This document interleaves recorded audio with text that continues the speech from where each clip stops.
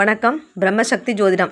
நம்ம இப்போ இந்த பதிவில் பார்க்க இருப்பது நட்சத்திர தாராபலன் வரிசையில் தொடர் வரிசையாக பார்த்துட்டே வரோம். அதில் இன்றைக்கி நம்ம பார்க்க இருப்பது சனி பகவானுடைய நட்சத்திரங்களான பூசம், அனுஷம், உத்திரட்டாதி நட்சத்திரத்தில் ஜென்ம நட்சத்திரமாக கொண்டவங்களுடைய தாராபலன் வரிசையை நம்ம கணக்கிடுறதுல என்னென்ன கவனிக்கணும் அப்படிங்கிறத நம்ம பார்க்க போகிறோம். பூசம், அனுஷம், உத்திரட்டாதி இது சனி பகவானுடைய நட்சத்திரங்கள்.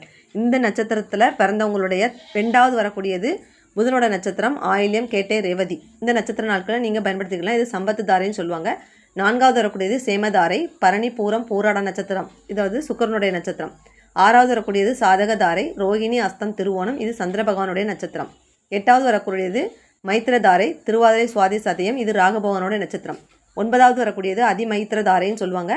இது குரு பகவானுடைய நட்சத்திரம். புனர்பூசம், விசாகம், புரட்டாதி நட்சத்திர நாட்களை உங்களுக்கு நட்பு தாரைகளாக வரும். இந்த நட்சத்திர நாட்களை நீங்கள் தேர்ந்தெடுத்து உங்களுக்கு வேண்டிய ஒரு சுப காரியங்களாக இருந்தாலும் சரி, நீங்கள் ஒரு நற்காரியங்கள் செய்ய போகிறதா இருந்தாலும் இந்த நட்சத்திர நாட்களை தேர்ந்தெடுத்து நீங்கள் பயன்படுத்திக்கிடலாம். அது உங்களுக்கு மனக்குழப்பம் இல்லாமல் நல்லதாக பயனளிக்கும்.